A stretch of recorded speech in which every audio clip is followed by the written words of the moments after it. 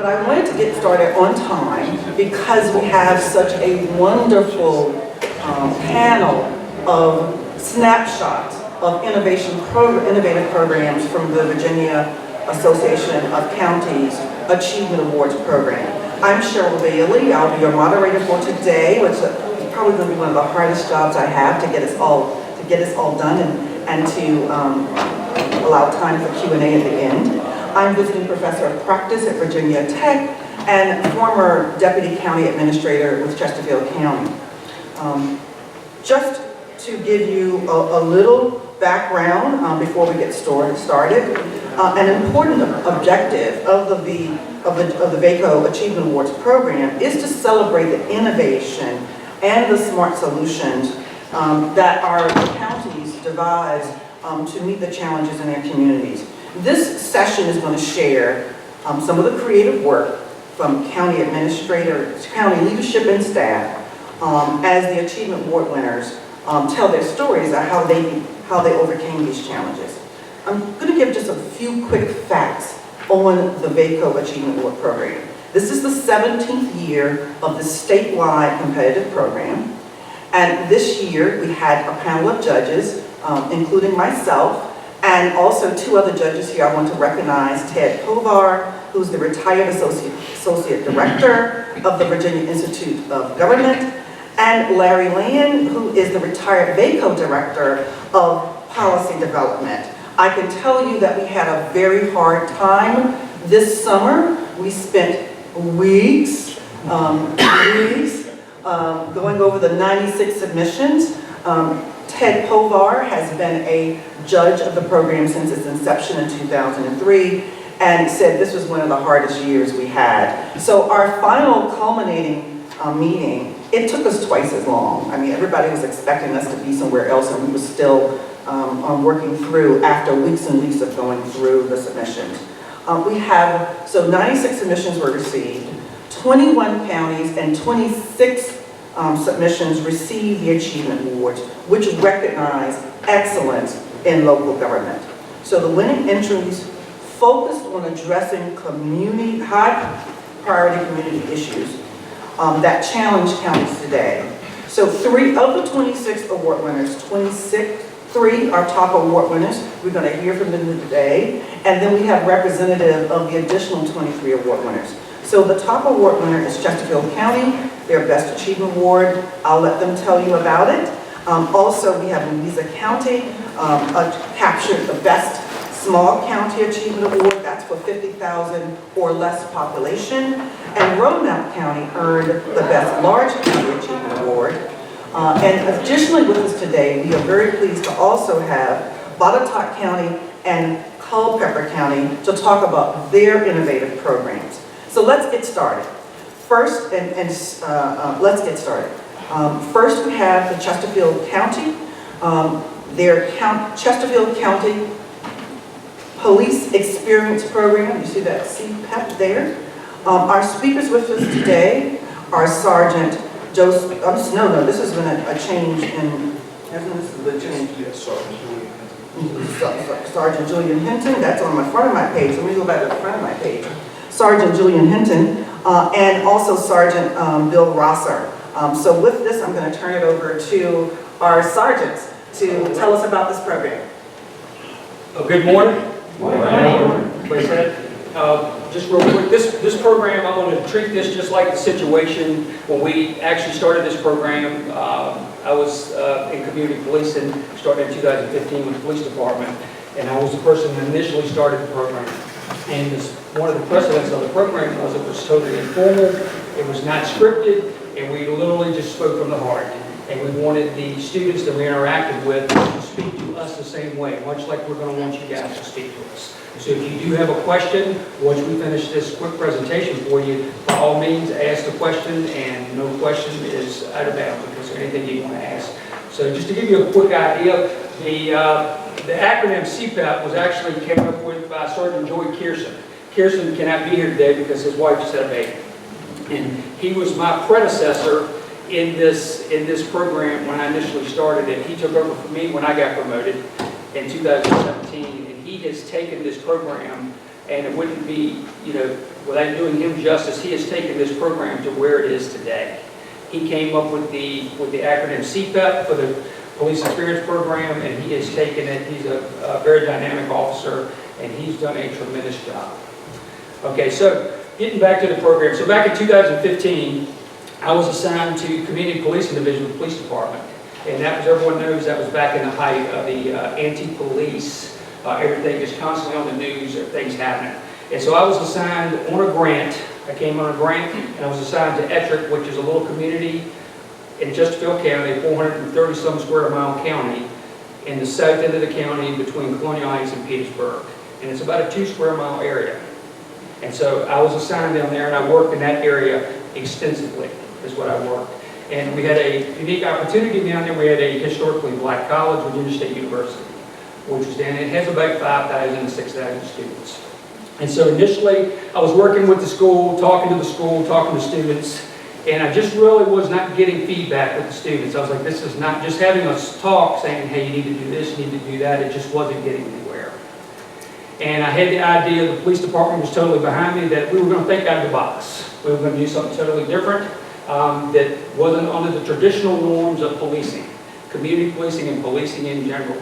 And the department gave me the latitude to do whatever I felt like to put this program together, hence CPEP.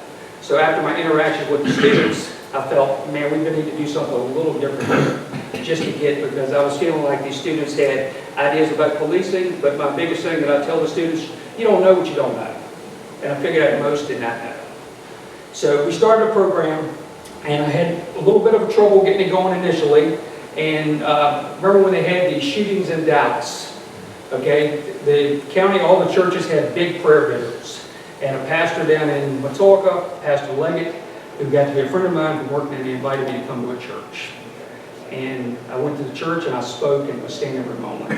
And a professor, a lady came up to me at the time, and I didn't know she was a professor. Her name was Frances Brown. And she ended up being my facilitator. And after the event, she came over and she talked to me, and immediately we struck up a friendship. And I told her that I wanted to do this program from college, and this is my idea. And she said, absolutely. And when she did, and then that's when it started. Okay, the program started with two basic principles. The first was a very informal interaction with students. And we would just, much like this, we would go into their classroom and we would speak to them just PCs left at the door, and we have a hard conversation. And we let these students ask literally anything and everything they wanted to ask. And we responded. Sergeant Hinton was with me from the beginning. He was speaking, how do we work this? Okay. So he was with me. I'm going to let him talk a little bit about I'm going to tell you my perspective on the classroom interaction, because this by far is the biggest proponent of this program. This is part one of the 2 principles that we do. So we would go to classrooms, Professor Brown would arrange it, and we would go and we would speak to sometimes smaller groups like this, sometimes larger groups. And we would really go in and just slowly address race, policing, all of these hard topics that are usually the 800-pound elephant in the room, especially a white guy doesn't want to talk about it, right? So I'd go straight there with it. Julian would be there. We would add 2 different perspectives, and we would bounce off each other while we were talking with these students. And we literally would let them ask us anything we wanted. We would be there, sometimes 2 hours. At least. And I'll let Julian speak to you a little bit. He can kind of tell you what we did. My perspective from this whole program, first of all, I started with the department. I'm about the same age as Bill, but I've been with the department 20 years. So this is not only a personal thing with me, because I attended HBCU, Hampton, anybody, Hampton Roads area. I went to Hampton University. This program that this gentleman, he's being very modest, that he started, is very unique, and it's groundbreaking because myself, we have a retired detective, Daryl Skinner, who also brought me on board with Chesterfield County Police Department. We could not get started. Not because we didn't try. I guess the stars aligned for Bill to get everything off the ground. But this portion right here of speaking to the students is very, very eye-opening, I guess is the word I would say, because they ask any question. any question, from my perspective as a supervisor and from his perspective as a supervisor. Okay, so when we're talking about questions being asked, we field all questions. Now, what it's done for the county, at least from the police department, we have a tremendous relationship. We just finished the season for football, their homecoming. We can go around and it's like a hug for Sergeant Hinton, a hug for Sergeant Rosser.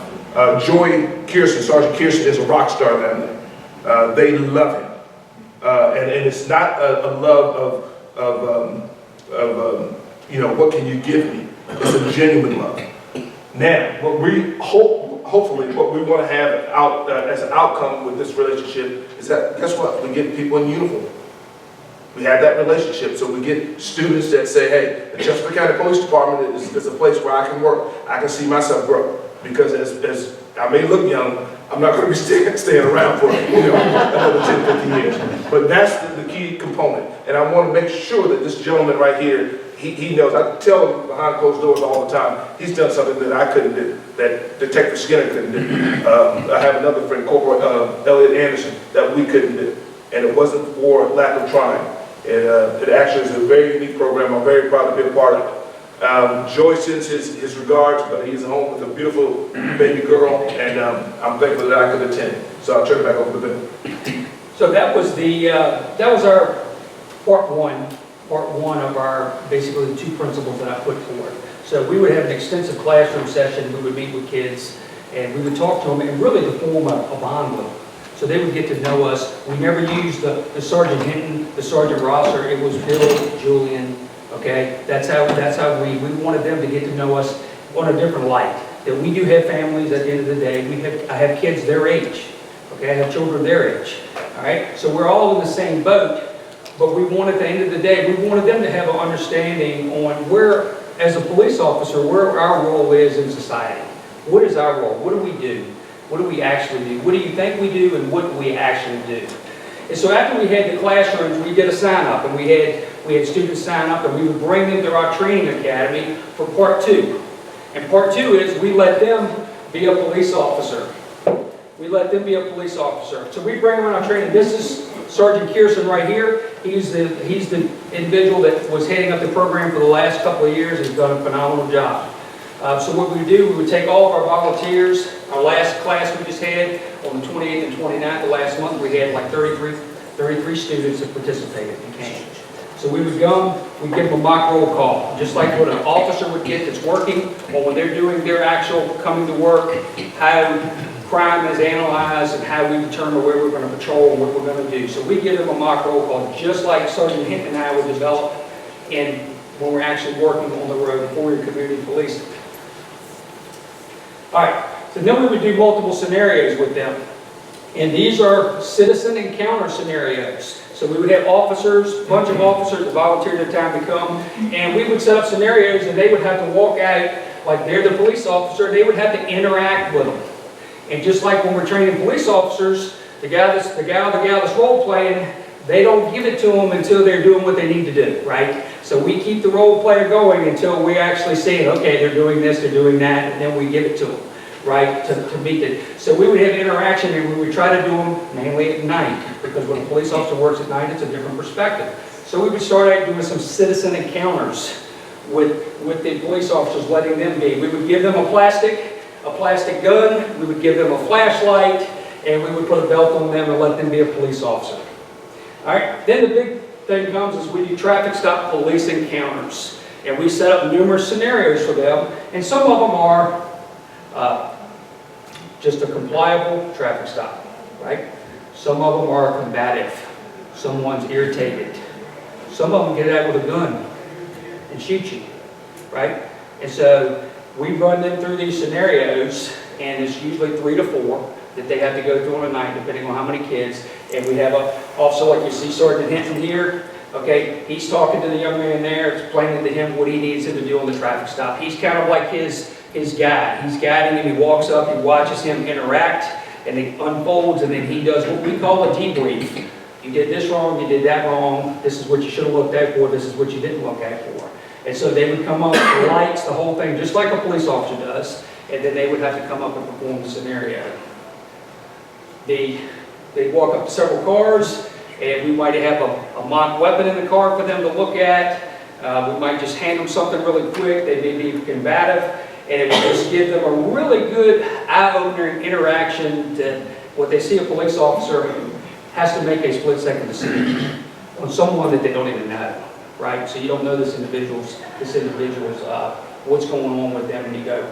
And so they go through all these scenarios, and this is Baldwin. He does our crime solvers, the officer on the right, and he's working with that student there. And then we bring them into what they call our Milo simulator. And the Milo simulator basically is a shoot, don't shoot scenario. It's like a giant video game, and it's very, very interactive. You can talk to the screen, and these guns have little lasers in them. And so when you shoot, okay, if you have to shoot or not shoot, then you can go back and do it a debrief. It shows you actually where you shot. So when they, the biggest question we would get from a student is, can't you just shoot them in the arm? It's like, okay, that's only on TV, right? And so when they're shooting at a suspect on the screen, and then we go back and they shot the ceiling, they shot the floor, they shot over here, it's like then they realize, and so that conglomeration of that gives a good eye for. I want Julian to interact a little bit about our interaction with them on our traffic stops. Well, we're going to wind the presentation up. The biggest thing that this whole program gets across to the students is that the perception that you see on the news is not the reality in the real world. And the relationship that we've been able to forge with Virginia State University, not only that, I would go as far as to say with the Botetourt area, has been because of this program. As you can see, these are the students that go back and they tell the fellow students, you know what, the Chesterfield County Police Department, this guy right here is a good guy. He's shown me a little bit beyond, we pull the curtain back and open it up. One other thing that I'll say real quick with time running out. In my 20 years of being with the department, this program is something that for the first 15, we didn't have the door open. And the door opened and we created this. So thanks a lot for your time.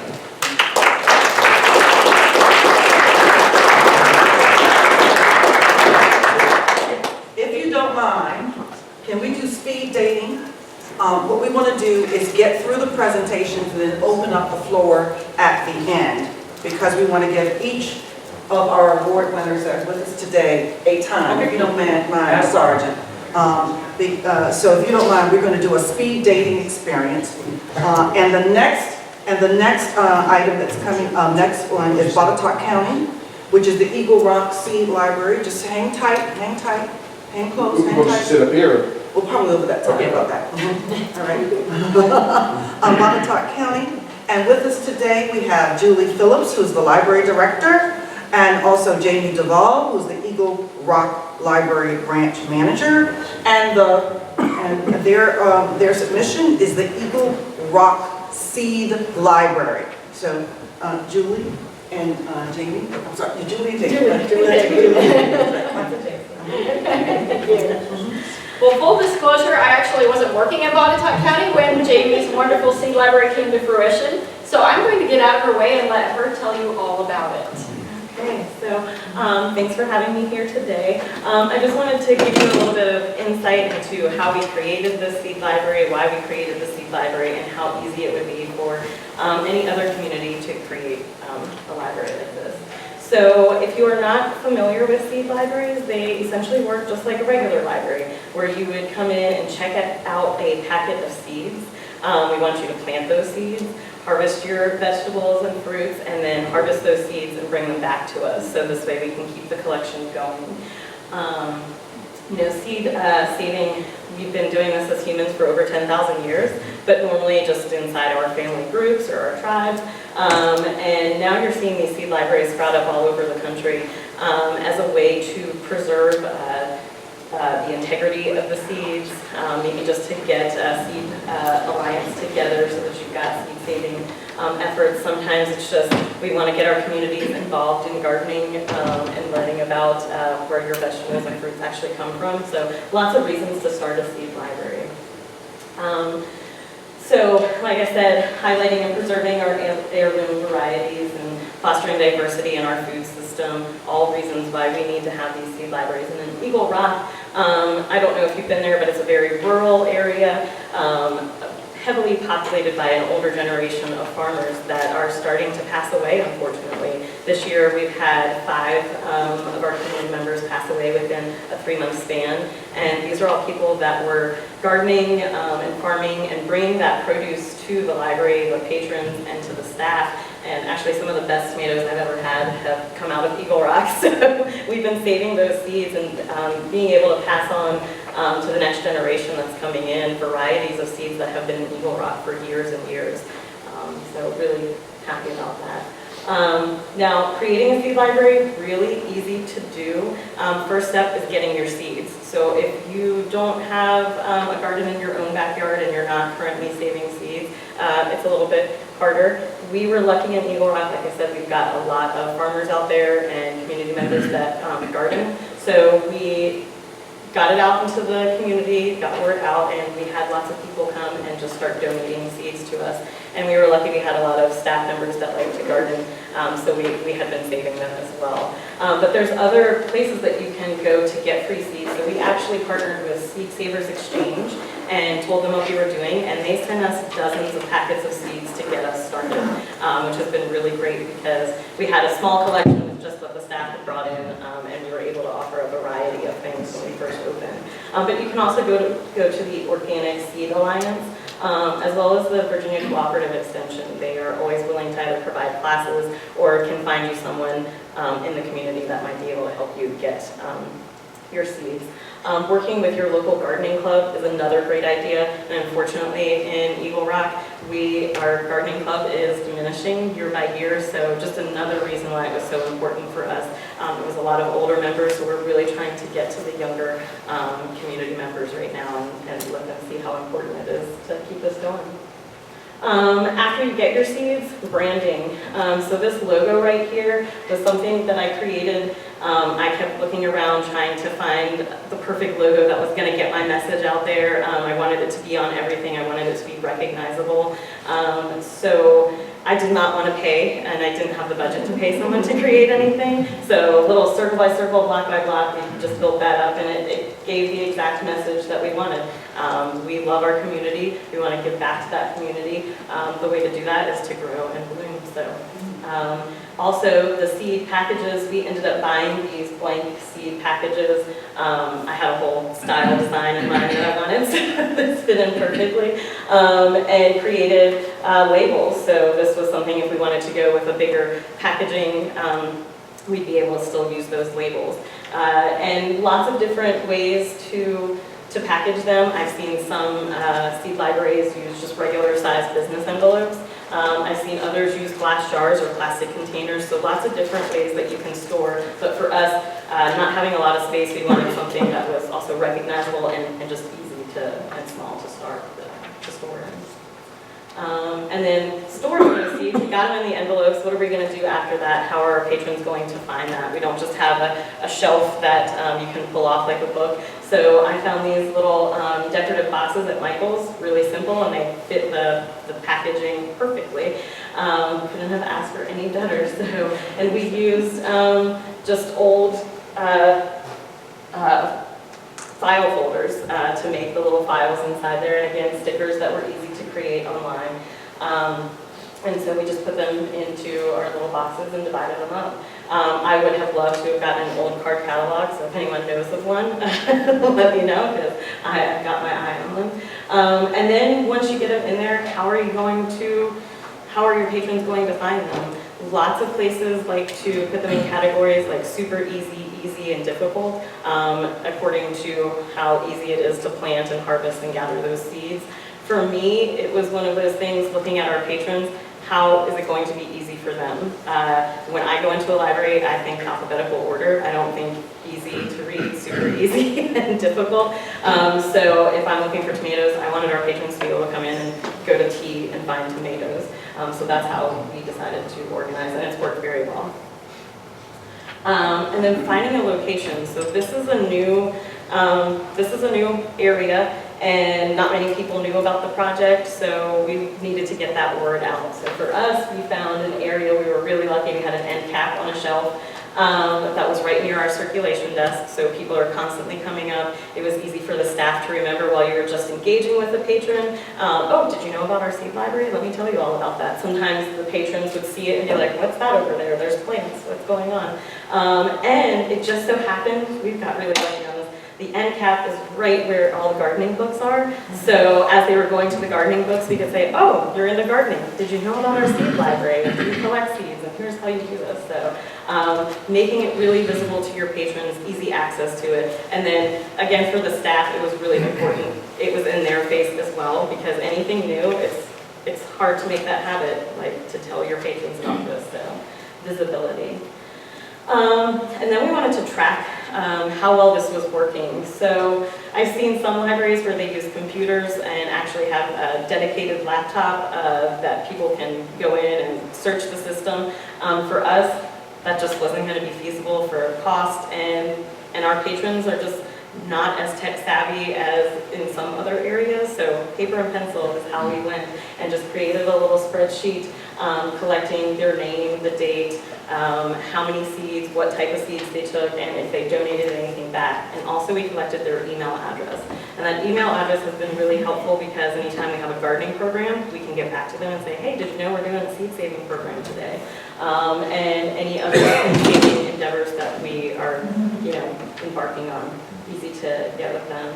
All of our patrons also go home with one of those seed library brochures, and it just explains to them what the seed library is, how they can collect, what other organizations they can go to get information, and just little things like that.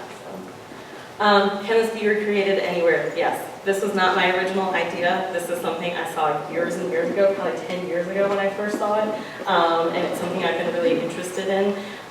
You could do it on little to no budget like we did. We printed all our own stuff, created our own labels, got patrons to donate things. Those boxes that we found at Michael's, we just donated. We didn't have a budget to start with. And you actually, even though we did buy our seed packets, there are plenty of templates. Now that I've looked around, I've found other ideas that we're going to do. But there's seed templates that are completely blank, and you can put your own labels on them, or there are ones that are really decorative and really cute that you can just print off and write your information. If you had a bigger budget, definitely getting a computer that you could have a file where everyone can search, purchase shelving. That I would love a card catalog, but they're expensive, so we're not going that way. And you can hire a professional design to design your own logo if you're not, into designing this stuff yourself. This is something that has sprouted from our seed library because it was so popular and we were getting a lot of attention. We were on the news. I have people 20 miles away from us, and actually today I was recognized from my news segment. We just got a lot of people interested in this, so we decided we wanted to make a one-stop shop. So we took this area of the library that was just being underused and created a garden space. So we do hands-on programming here for adults and kids. All of the pieces of furniture that are in there, all the shelving, the back wall is all reclaimed wood and roofing from a local barn in Eagle Rock. So it stayed in the community, really neat. The roofing is magnetic, so what we've done is cut out magnets, all different things that you would find in the woods and on the farm, and have different categories, so kids can classify things as living and non-living, domesticated and wild. So another learning thing that they can do without the librarian there, they can just go back. We also have an ongoing plant sale. We've worked with the Friends of the Library and the Elementary School Ecology Club. They took the seeds from our seed library, planted them, gave us back the seedlings, and we sold them at our annual plant sale. And now whatever was left over, we sell throughout the year, just like our little book nook where we sell books all the time. So it was something that we got the partnership with the school, partnership with our friends group, and it's been a fundraiser that has been very successful. We've raised over $400 just doing that over the past 6 months, I believe it was. And other spin-offs and collaborations, like I said, we work with the Master Gardeners, so they provide programs especially geared towards seed saving and indoor gardening, which is what we're trying to promote here. We've created a group called Eagle Rock Sprouts, where we do hands-on activities. So the kids there were actually learning how to make butter for our first lesson. We've done the life cycle of a pumpkin. We just made mini greenhouses.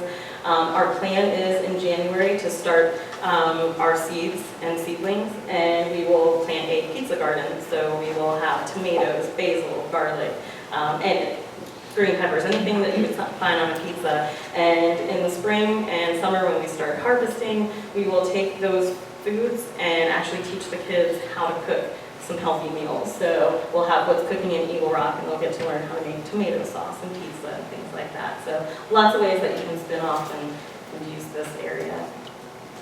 Thank you.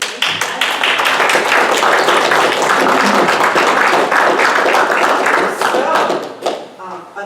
we have two back-to-back examples of how the library becomes the center of the community. So next we have with us, and this is, I have a very hard job to keep us on schedule and the speed dating and all this rich material. But we're going to plow on so we can actually have time for Q&A and open it up, and you can join us. So we now have Shari Henry, who is the Director of Library Services from Roanoke County, and their submission and award winner is Meeting You at Your Wonder. And I'm going to also serve as your IT, and we're going to call up your presentation. I'm going to watch the clock. I've done this a couple of times, these exact slides slightly altered, and so I think I can keep it to 10 minutes. So. Thank you. There you are. Okay. Well, first of all, I would like to say thank you to the Chesterfield County Police. I started my career as a librarian there. I've not been in libraries that long, considering how old I am. Great experience, and we always felt very supported by you. So thank you for what you do.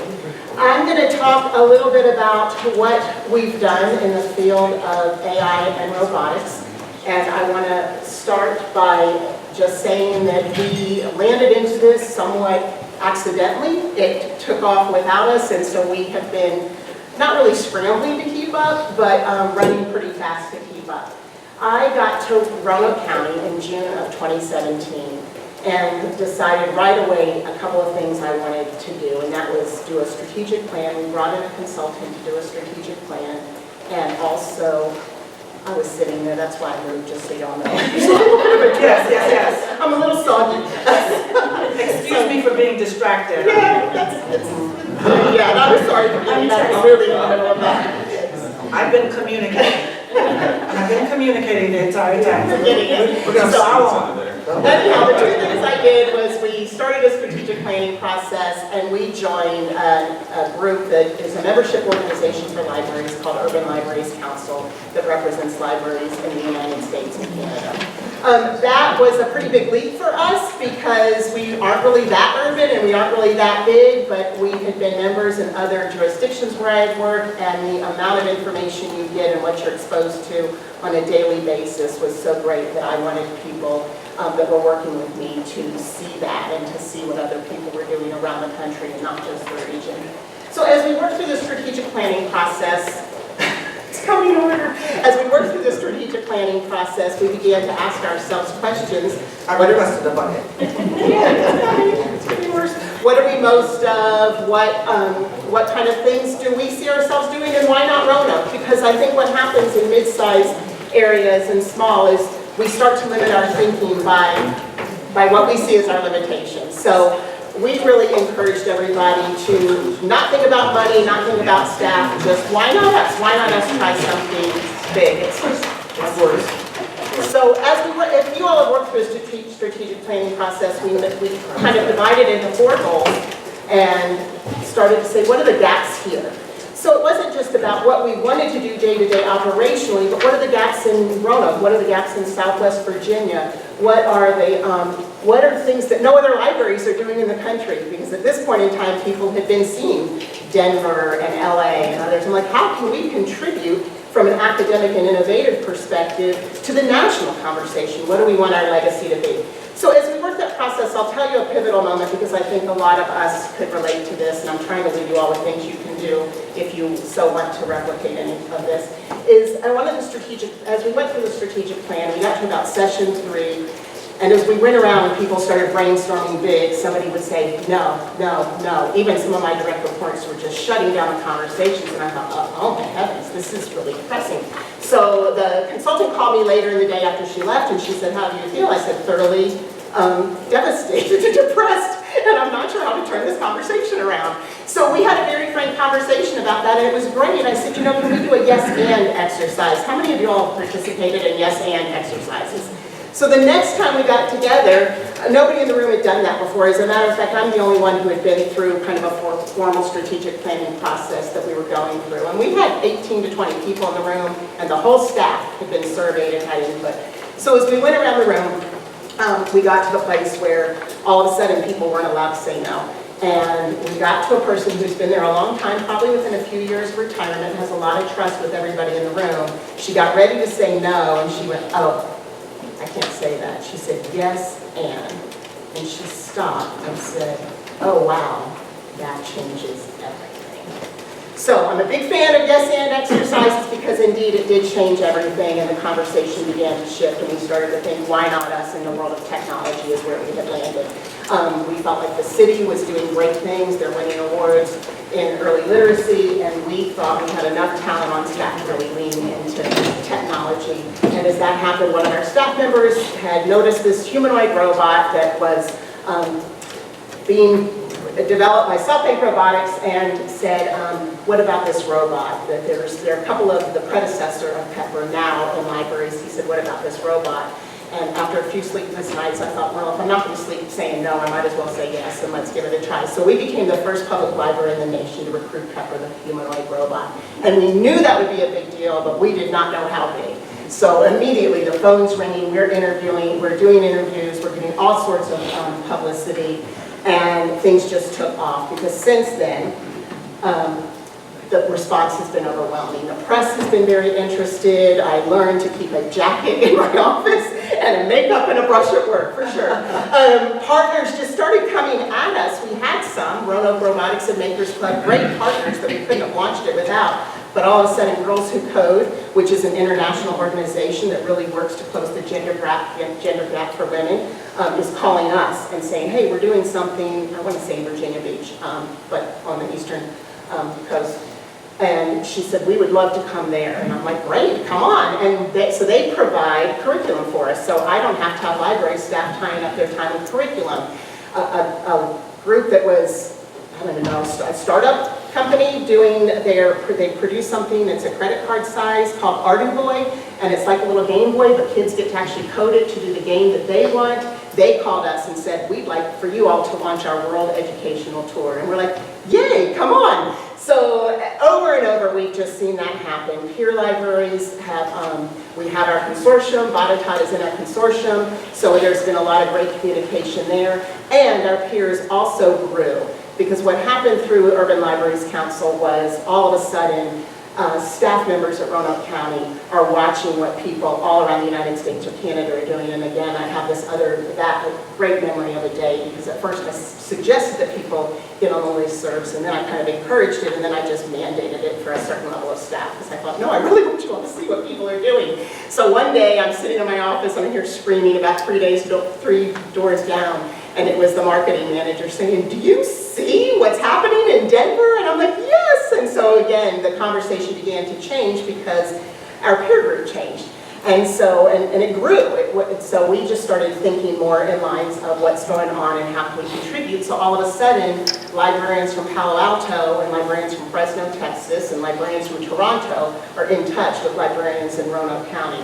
And we're able to share information. So we're giving them information about what we're doing, and they're saying, hey, we're starting, and I hesitate with this word because I'm so bad at saying it, but we're starting an algorithmic literacy curriculum. So we've got information from them to start algorithmic literacy classes, which are so important because AI is awful fun, and it's coming, and it's here, and the kids sure need to know it.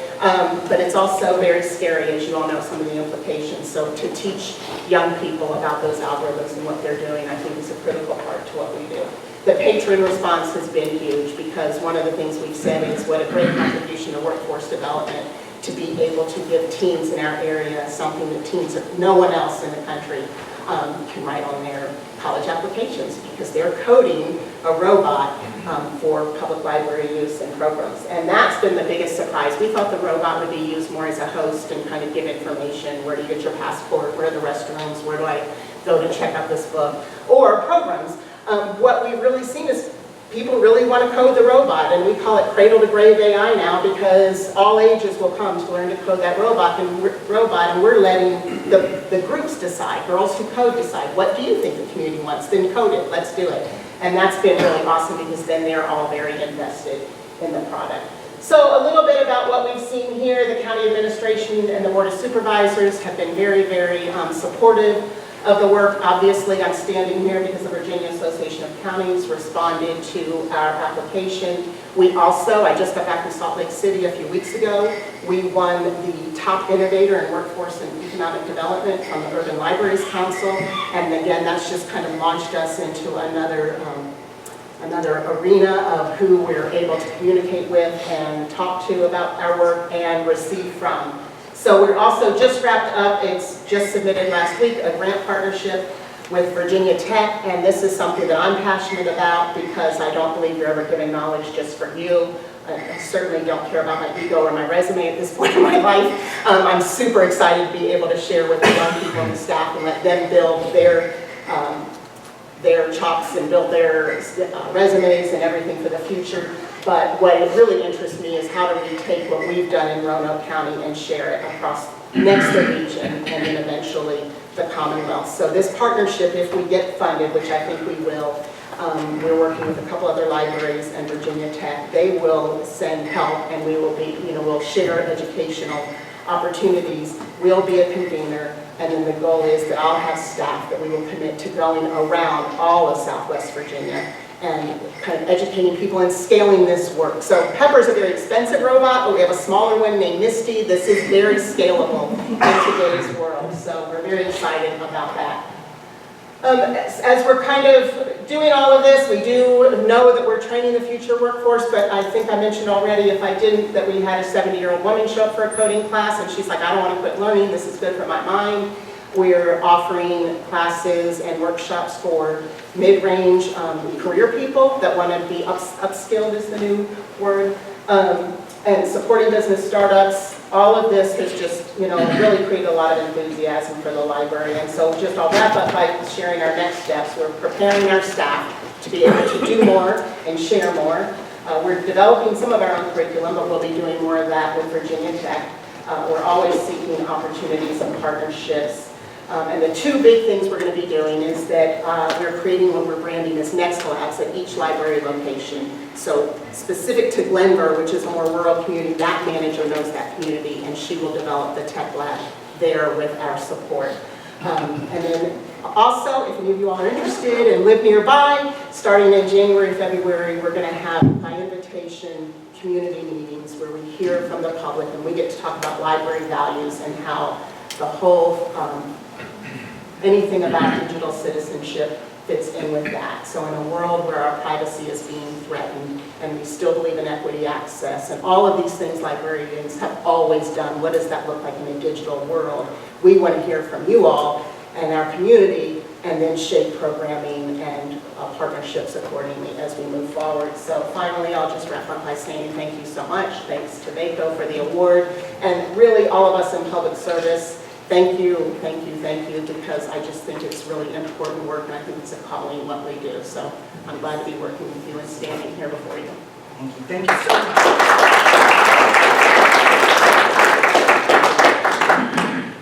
So next we have, and so I'm the soft alarm. I just stand because there was supposed to be a bell go off. But we thought that maybe I would be the soft alarm versus the hard alarm for when time for the next presentation. So the next presentation we have is Louisa County, Project First Responder, and we have with us the County Administrator, Christian Goodwin. Thank you. Thank you. Thanks so much for being here. And I'm coming this way because you know why. Very well. We were trying to keep that on the down low, but it just became more It's impressive. But it just kept coming back. They were supposed to stop it somewhere else, but it didn't quite happen. So I text and say, do something up the ceiling, and they do. Well, good morning to everyone. Thank you very much, Sheryl. I appreciate it. It's a pleasure to represent Louisa County here. I'm honored to stand before you this morning. I think that I was interested to hear the gentleman from Chesterfield County's presentation this morning. I think we're always looking forward for ways to connect with our community better from a law enforcement and for Louisa from a first responder standpoint as well. So what we did in Louisa County is a continuation in that vein. So I'd like to talk to you today about Project First Responder, and to do that, I'm going to introduce you to a young man named Landon Withrow. And this is Landon. Landon participated in a program that our Sheriff's Office runs every year called the LEAP program. LEAP stands for Law Enforcement Adventure Program, and I'm familiar with it because my son participated in it as well. It's a really great program. It runs for an entire week. It doesn't cost anybody anything. They'll take upwards of 70 kids into this program 2 or 3 times a year, and they get to do everything. I mean, they get to go out and play with the bloodhounds and run on the obstacle courses and do fingerprint and footprint and track would-be mock criminals through the woods and that type of thing. It's just a really neat thing. So Landon, you have to apply to be in this thing every year, and you write a letter. And Landon wrote a nice letter asking to be in the Law Enforcement Adventure Program. But in his letter, he is on the autism spectrum, and in his letter, he noted challenges that people on the autism spectrum deal with in dealing with law enforcement. That they don't understand law enforcement, that situations in which they might encounter law enforcement can be traumatic for them, that law enforcement doesn't understand what they go through from an autism standpoint. And so he suggested that the Louisa County Sheriff's Office work with those in the autism. It's AAID is the actual community, and I always forget what it stands for, but I'll try it. It's Autism, Alzheimer's, and Intellectual Developmental Difficulties, I believe. I might have forgotten one of the D's there. But anyway, Landon suggested that we work with that community to be able to better deal with people who are on that spectrum and who suffer from those types of disabilities or deal with life on that spectrum. So people who are on the AAID spectrum, they have sensory overload triggers. And those are things like noises, flashing lights, colors, changes in routine, information overload, all things that they might encounter when they deal with first responders or those in law enforcement. So this was definitely a challenge that we felt like there was a real opportunity to overcome. And what's really interesting also is that the characteristics of autism and some of the other things on this spectrum, they kind of mimic the characteristics of suspicious behavior. And so that's a concern from a law enforcement and a first response standpoint, because they might fear somebody in uniform, just like maybe somebody who would be suspicious would. They might be overwhelmed by law enforcement presence. They might have delayed speech and motor skills, like maybe someone who's under the influence of something would have. They might avoid eye contact and look suspicious. They might do repetitive behavior or respond with fight or flight in exactly the way that maybe someone who's a criminal would do.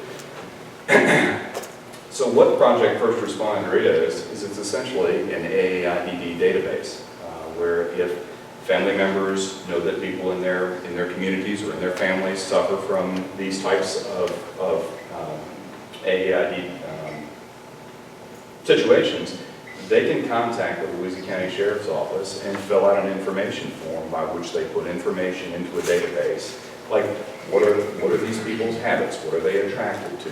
What calms them down? What are their triggers? What can we do to de-escalate the situation if we have to deal with those people?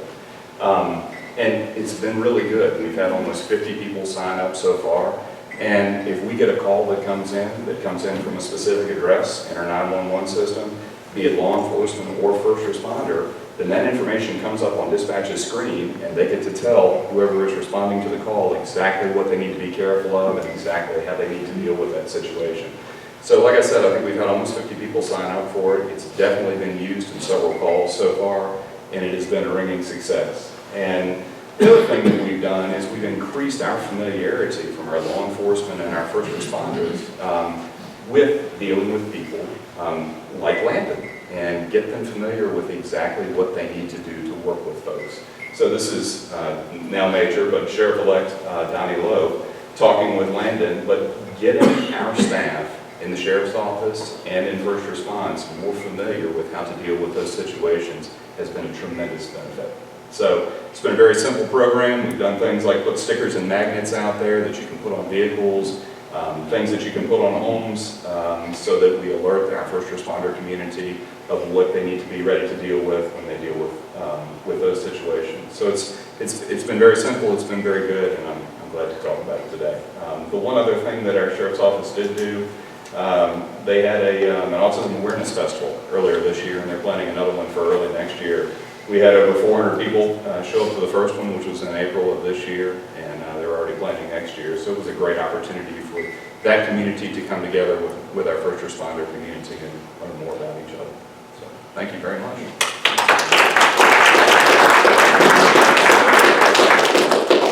And then we have one final presentation. I think I finally got my choreography here. So one final presentation, and then we're going to involve you. And that is from Culpeper County. So let me call that up, and then I'll provide an introduction.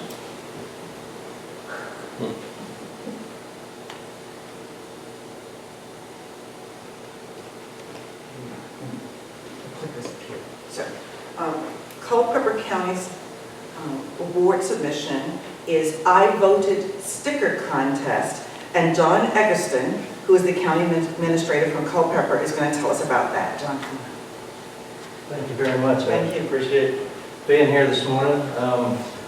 Culpeper got the VACo Award this year for this sticker contest, which is really seems fairly simple in nature, but it turned out to generate a lot of interest and did some good things, we think, for us. So it was the brainchild of our registrar, James Clements. He thought you know, that the I Voted sticker maybe needed a little bit of excitement or updating and shaking up. I'm sure most of you all voted last Tuesday. How many of you got an I Voted sticker as on your way out the door?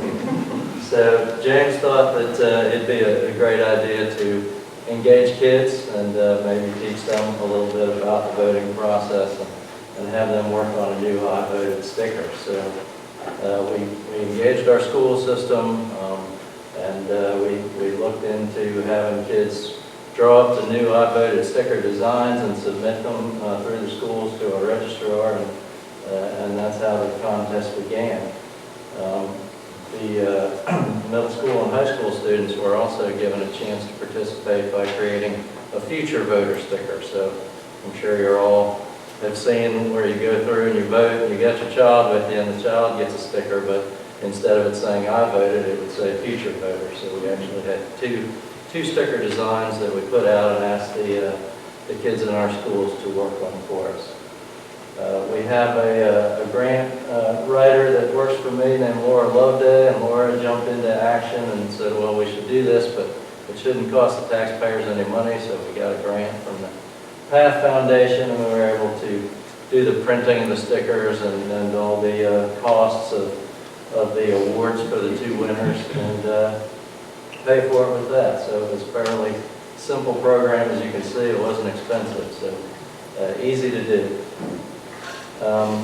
So after the contest wrapped up, the kids turned in their designs. The designs were reviewed by our electoral board, and they chose finalists, and then those finalist stickers are actually put online for online voting, and that's how we decided the winners in the end. Those are our two winners, Natalie and Jeffrey. You can see the winning artwork there, the I Voted sticker with the state of Virginia and the American flag. I thought was a pretty good choice by Natalie there, and she was invited, and Jeffrey as well, to our board meeting, one of our board meetings, to receive these awards publicly. And, so they were really excited about the process. Natalie actually made the CBS Evening News nationally, and she gave a great interview. And I think there's a way to play this video, but I'm not sure exactly how to do that. Gage was going to help me with it. Oh boy. I'll continue on, and we'll see, maybe we can go back to it. But anyway, she was interviewed, and she was very cute. she was asked by the CBS Evening News guy how she felt about this great honor, and she said, once I made the finals and the stickers were online, I think my mom did all the voting. So. But CBS News, there was a lot of coverage on some of the DC news channels and other places, and it really generated a lot of interest. The original artwork that Natalie did got displayed at the Capitol during the 2019 General Assembly session, and our registrar has been invited to one of his conferences to speak about these stickers, so it seems to be the gift that keeps on giving. VACo came to our board meeting and gave us the VACo Award this year, and so we feel like we've done a lot of talking about the outdated sticker. But again, simple program, easy to do, but really effective. Our registrar had estimated about 15,000 voters would come out for that election, and he got 19,000, so he likes to credit that to the sticker. I would say it's a long shot that the sticker created that much more interest, but again, if kids are engaged in doing something that has to do something with voting, then they talk to their parents about it, maybe their parents get out there and vote. And at the very least, maybe they're more engaged when they get to be voting age. So we thought it was a really worthwhile contest. We actually took this year off, but we're going to do it again for the presidential election in 2020. So we're excited about that. And that's pretty much it. So at this time, I'd like for us to give all of our award winners highlight today and the speakers another round. They worked so hard to keep us on time. And so I appreciate your efforts and your cooperation there. So as you've noted, these programs highlighted today help unite communities, especially the young and the old, or the seniors, I'm sorry, I'm not old, I'm senior. And so this tells us that our counties are really focusing on their residents and their community members. Now, just to give you a quick tote board before we open up for questions for you to filter how these programs can be maybe adapted or transferred to your community. At this time, and I have this from VACo, Chesterfield County tops the all-time achievement awards list with 32. They are followed by, and that's in the 17-year history. Roanoke County is second on the list with 27 achievement awards, while Loudoun County is third with 22. And there is a tie for fourth with Fairfax County and Prince William County, each with 20 awards.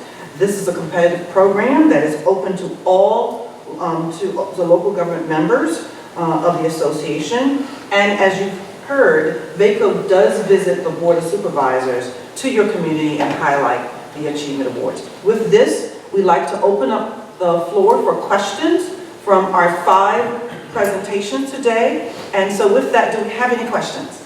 Yes, sir. I'd like to ask questions of the Virginia Seed Library folks.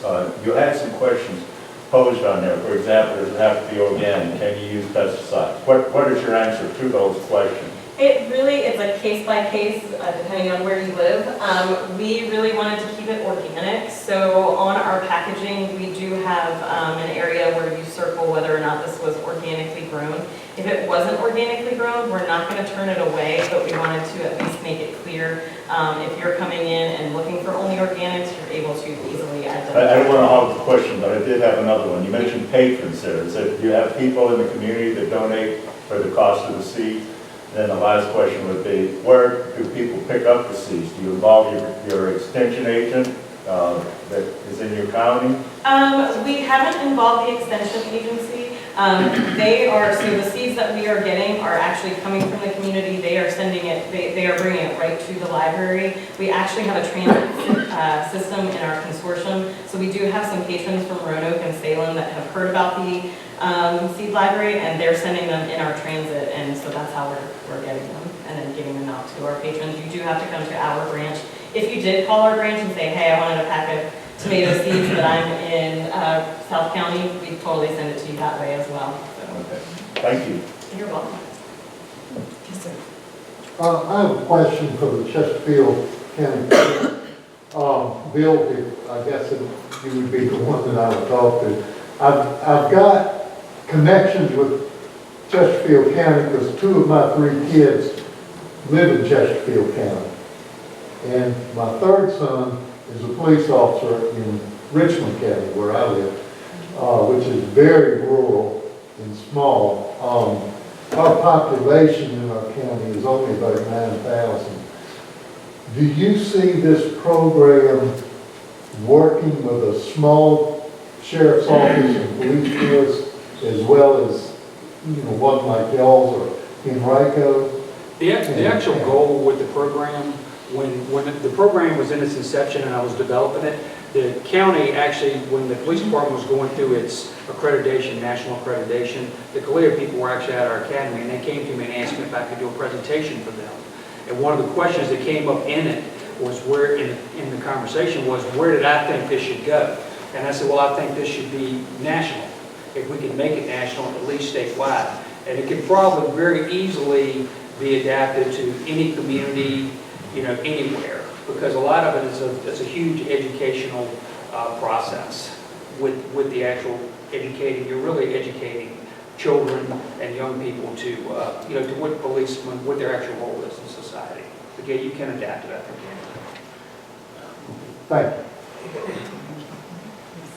While you guys are up, can you give us some examples of some of the more interesting questions you get from the students? Bill, you want to go first? I can go first just to give you an example. I think I told you briefly that we said PC goes out the door, right? When we talk to these kids, and so some of the questions that would say being posed, and the questions were kind of interesting, because everything I told you was mainly centered around race a lot of times, because kids don't know what they don't know. And say the first question that was posed to me would be, how did I feel about white cops shooting unarmed black men? That was my first question. Okay, that's a pointed question, right? And so with that, you don't just, you have to deliver a 10-minute explanation to that to make them realize that there's a lot of dynamics at play there, okay, that centers around actually what happened. And so the whole thing is to educate these kids who think at a process, they look at things through a different prism than a police officer looks at things. And so we merely try to make them understand, that there is a human element to everything in this job. It's a personal interaction with people. So that's the kind of questions we would get. And Sergeant Hinton can tell you the kind of questions he would get, because we get those types of questions, and we would let them ask us anything they wanted, and we would respond accordingly for them. Typically, the questions I get, I have 2 sons. One is 26 and just finished his master's degree down in Florida, and my 18-year-old is at Longwood. He's a freshman at Longwood. So my perspective, when I get the same question in reverse, how do I feel as a black officer with what is going on nationally, what is perceived national? And I tell them directly, I said, there's 2 prongs.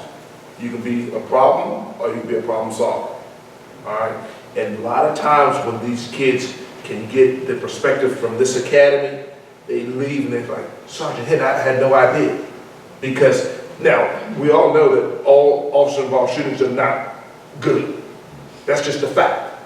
But they understand a little bit more of the process that went on in getting there. So the questions are very poignant, but I think the answers are even better. And then when they can get hands-on, they even more into it. And you'll see, matter of fact, I had a couple of questions at the last football game with Virginia State. I saw this happen with the police. I understood a little bit more now because I went through the program. So yeah, it's very, very good. And just to touch on the gentleman's question, Bill's 100% right. Henrico is our neighboring jurisdiction, and they have tried to get along. I think it's with University of Richmond. I think they're doing a little program with that, but it can work anywhere. It's just having the law enforcement and the community working together. That's all. Yes, sir. Also, school teacher, high school / middle school, what responds, how are you better able to tell them how to respond to being stopped or being questioned by police officers? What advice did you have to kids to tell what to do, what they shouldn't do? I have 8 children, just graduated high school. He got involved in an accident. One thing I said, to be honest, all right, there's no law that says you have to speak to the police. All right, there's no law. All right, so understanding what your rights are, and then also being, if you did nothing wrong, what is there to fear? So to answer that question, I think would be to be honest. I don't have any problem with the kids not talking to me or not saying, you know, what's going on. But understand there's a dynamic there. If you don't talk to us when we ask, you know, just your names, simply put, his presentation was great. You don't know if there's an underlying issue there that you're not even aware of. You know, as a law enforcement officer, we've been doing this for 20 years with Chesterfield, 24, I automatically get into something's there. But as I've been educated over the years, you know, maybe there's a fear of law enforcement because they have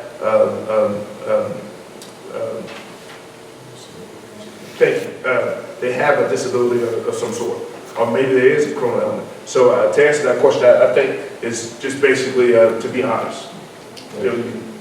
Yeah, that's the biggest thing. You know, it's a difficult thing for kids now because kids have a lot of outside forces that are basically, you know, it's just like a mind is a powerful thing, right?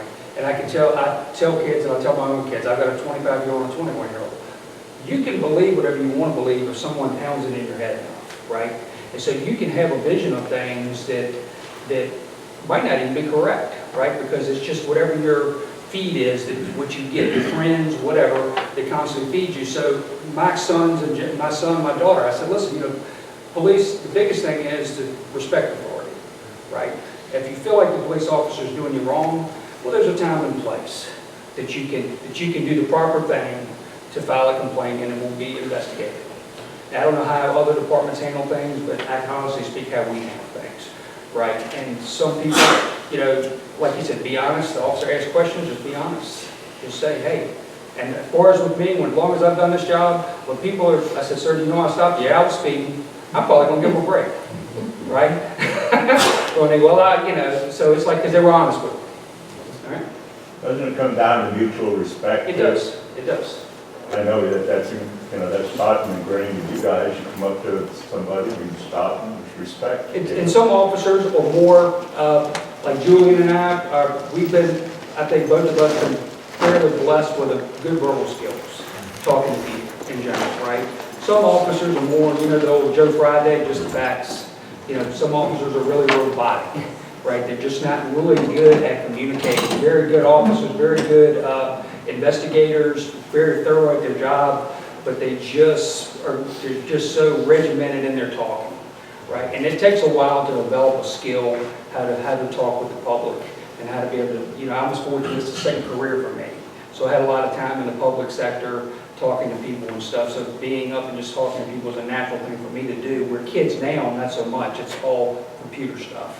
Even, sir, when you say that, and I'm not going to take much time, even when you say mutual respect, even when I'm disrespected, I still have a standard that I have to maintain. Well, that's right. I don't go here because, exactly. And we've seen it nationally, we've seen several incidents down in Florida with, you know, kids. You know, you're an adult, and because a kid, a 13-year-old kid is acting like a 13-year-old kid, doesn't open up for you, an adult, to slam somebody in the ground. It's just unacceptable. And we as supervisors, we're even at a higher standard. Yeah, it's just no excuse. And there's a way. Usually the people that are very disrespectful, they're going to jail anyway. So, don't worry about it. And most people as a rule, you know, officers, you have to teach officers how to navigate that, right? Because you're dealing with people, you know, you come in contact with people, it's usually not a good situation. So having verbal skills and just to be able to navigate that situation with a person that's irritated for whatever the reason may be.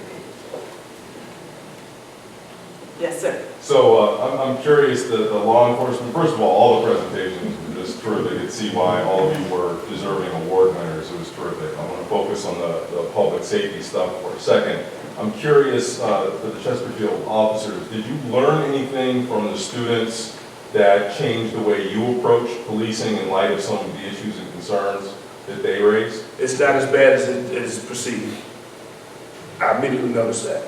I immediately noticed that we changed some of the views from the students. There's one class, as a matter of fact, I'm going to her class on, you said Thursday? Thursday. Very aggressive, very anti-police, very not well knowledge or well versed in what they perceive as the issue. Also found out that the jurisdictions, immediately they have to spend a lot of time, who's from Colonial Heights? I don't want to speak badly of Colonial Heights, but Colonial Heights, a lot of the issues that they were having were in a totally different jurisdiction. And then also they think that, you know, if they're from New York or from wherever in the university, that all police are brushed the same. And when they hear my story, and several men, you know my son from, he's a basketball player, so they know him. It's really, it's like, wow, you know, that's your son?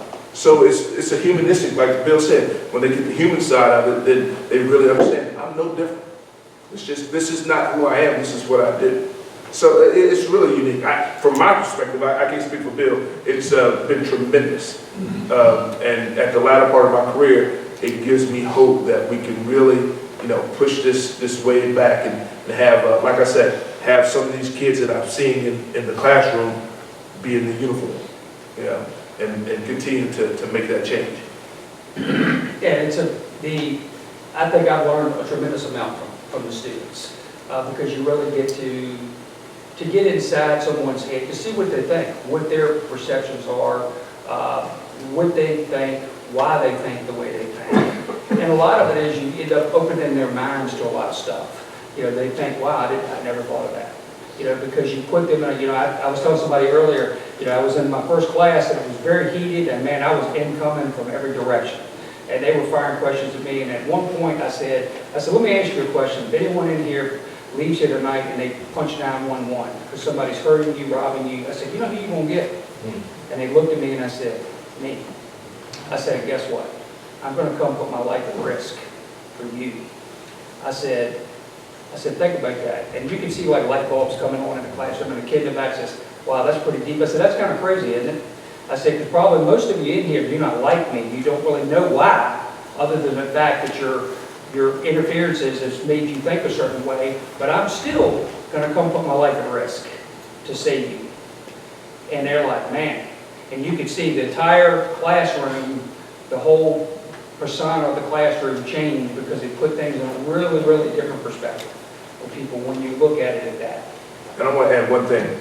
All this that we've done as a department, there's one figure at Virginia State University, Dr. Frances Brown, and she's been tremendous. She's been, pushing us. Thank her. Yeah, it would not happen. She should get a lot. Well, she has. Bill has gotten her. I nominated her. She's going to get a county award this year. Yeah. I put her in an award because I think she's well deserved, and she's been my partner from the very beginning. When I met her, I told y'all at the church service, and talking to her, we struck up an immediate friendship, and with that bond and the cooperation, unwavering cooperation with Virginia State University, with the program has really made it possible to do what we've been able to do with it. Time for one more question. Yes, sir. Oh, yeah, go ahead. Well, yes, sir.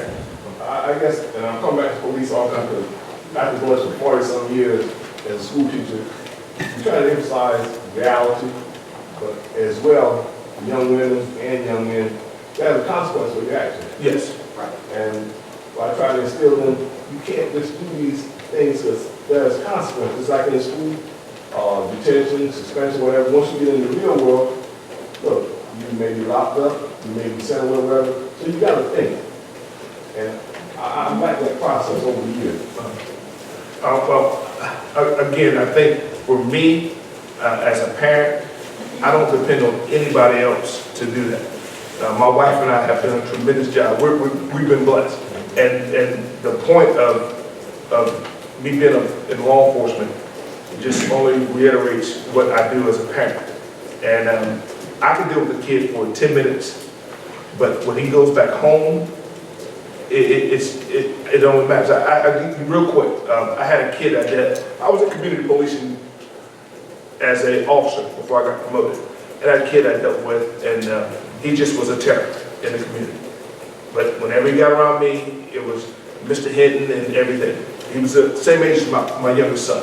Well, this kid ended up, like I said, when he got with his group, ended up committing murder. Or being involved in murder, I don't know exactly how to commit. And he wanted to talk to me. It's nothing now, it's too late. It's too late.